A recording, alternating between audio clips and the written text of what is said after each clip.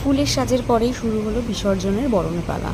তো এখানে আমার মা বরণ করা শুরু করেছিল। যেহেতু এখানে অনেকেই বরণ করেছিল, আমি ব্যস্ত ছিলাম বলে আমি সবারটা নিতে পারিনি। তারপরই বরণ শেষে এখানে হলো সিঁদুর খেলা। এইটা তো সত্যি খুবই আনন্দর আর খুব মজার একটা জিনিস। আমরা সবাই কিন্তু খুব মজা করে জিনিসটা করেছিলাম আমাদের বাড়িতে। আমরা সবাই সবাইকে সিঁদুর মাখিয়েছি, এখানে আমরা মজা করেছি।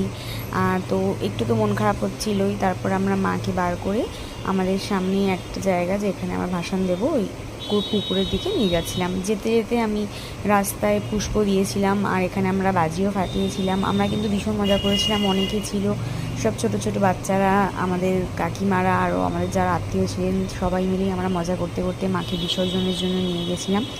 মনটা খারাপ হলেও কিছু করার নেই, এটাই মানতে হবে যে আবারও তো আসবে একটা বছর পরে। তো যাই হোক, আমরা দেখতে দেখতেই পৌঁছে গেছি পুকুর ঘাটের সামনে। তো এখানে কিন্তু মায়ের মুখটা দেখে আরও যেন বেশি খারাপ লাগছিল, মনে হচ্ছিলো সত্যি যেন উনি যেতেই চাইছিল না। তাও আমরা এখানে বাজি ফাটিয়ে একটু আনন্দ মজা করলাম। মাও এখানে একটু বাজি ফাটাচ্ছিল, আর এখানে মায়ের মুখটা জাস্ট দেখো তোমরা, মানে কতটা খারাপ লাগছে নিজেই দেখে, মানে আমরা বুঝতে পারছিলাম। তো মা এখানে আরেকবার বরণ করে নিল ঠাকুরকে। আর তারপরেই পুকুর ঘাটের সামনেই আমরা সবাই মিলে মাকে নিয়ে হাজির হলাম।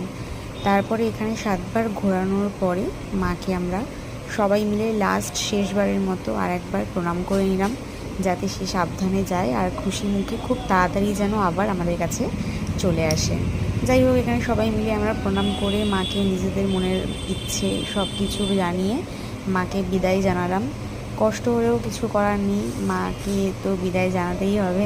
তো যাই হোক, এখানে সব মাকে ভাসিয়ে, ঘর ডুবিয়ে, জল তুলে আমরা বাড়ির দিকে আসলাম।